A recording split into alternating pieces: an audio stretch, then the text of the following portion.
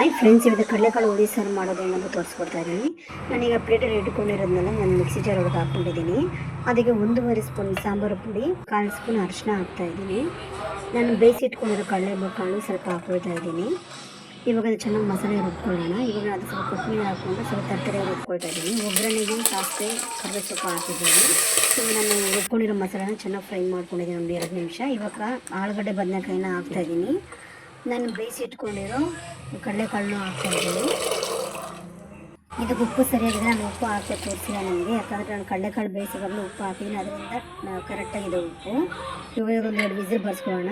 ನೋಡಿ, ಚೆನ್ನಾಗಿ ಬಂದಿದೆ ಕಡಲೆಕಾಳು ಸಾಂಬಾರು. ಇವತ್ತು ನಾನು ಸ್ವಲ್ಪ ತೆಳ್ಳಗೆ ಮಾಡಿದ್ದೀನಿ, ತುಂಬ ಗಟ್ಟಿ ಮಾಡಿಲ್ಲ ಸಾರು. ಇದು ಮುದ್ದೆಗೆ, ಚಪಾತಿಗೆ, ಅನ್ನಕ್ಕೆ ಎಲ್ಲದಕ್ಕೂ ಚೆನ್ನಾಗಿರುತ್ತೆ. ನಾನಿವತ್ತು ಇದಕ್ಕೆ ಚಪಾತಿ ಮಾಡ್ಕೊಂಡಿದ್ದೀನಿ. ಅಮ್ಮಗೆ ಮುದ್ದೆ ವೈಟ್ ರೈಸ್ ಮಾಡಿ ಇಟ್ಟಿದ್ದೀನಿ. ಇದು ಬೆಳಗ್ಗೆ ಉಳಿದಿರೋ ಚಿತ್ರಾನ್ನ, ಅದನ್ನು ತಿಂತಾ ಇದ್ದೀನಿ. ನನ್ನ ವಿಡಿಯೋ ನಿಮ್ಗೆ ಇಷ್ಟ ಆಗಿದ್ದರೆ ಶೇರ್ ಮಾಡಿ, ಕಮೆಂಟ್ ಮಾಡಿ, ಲೈಕ್ ಮಾಡಿ. Thank you friends.